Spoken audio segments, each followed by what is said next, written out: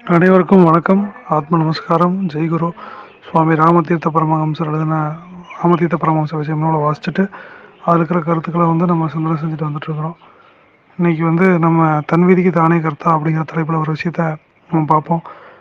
இதில் என்னென்னா, நாகரிக பெரிகளில் மனிதன் பிடிச்சிட்ருக்குறான். ஆனால் அன்புங்கிற பிரபு தான் உண்மையான ஜோதிமய சூரியனாக இருக்குது. இந்த உலக கலைகள் எல்லாமே அந்த அன்புங்கிற விஷயத்தை நோக்கி தான் ஓடணும். எப்படி சூரியனை நோக்கி மற்ற கிரகங்கள் எல்லாமே போதோ அந்த மாதிரி அன்பை நோக்கி தான் சகல உயிர்களும் போகணும் அப்படின்னு சொல்லி சாமி ராமதீர்த்த பரமஹம்சர் சொல்கிறார். அன்புங்கிற பிரபு தான் அந்த ஜோதியாக இருக்குது. மனிதன் அன்பை எவ்வளவு தூரம் பரப்ப முடியுமோ அவ்வளோ தூரம் பரப்பணும். அந்த தாவர ஜீவிகள்கிட்ட எல்லாமே இருக்கிறது அந்த அன்பு தான்.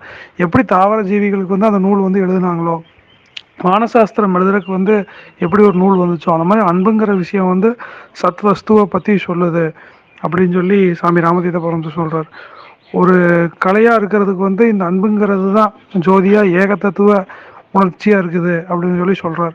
இப்போ ஃப்ராங்க்லின்கிற பையன் எப்படி ஒரு பட்டத்தை எடுத்து பறக்க விடுறானோ, அப்போ அந்த காந்த குண்டூசியை குத்தி அந்த டைனூலை அவன் தைக்கிறான். அப்போ பண்ணையில் என்ன ஆகுது அப்படின்னா, அந்த காந்த கூந்தூசிய குத்தையில் அவன் ஒரு சமாதி அவஸ்தையை அனுபவிக்கிற மாதிரி ஆயிட்டானாமா. இந்த உலகத்தில் இருக்கிற விஷயங்கள் எல்லாத்தையுமே மறந்து அப்படியே அமைதியாக சமாதி அவஸ்தையை அனுபவிச்சிட்டானாமா.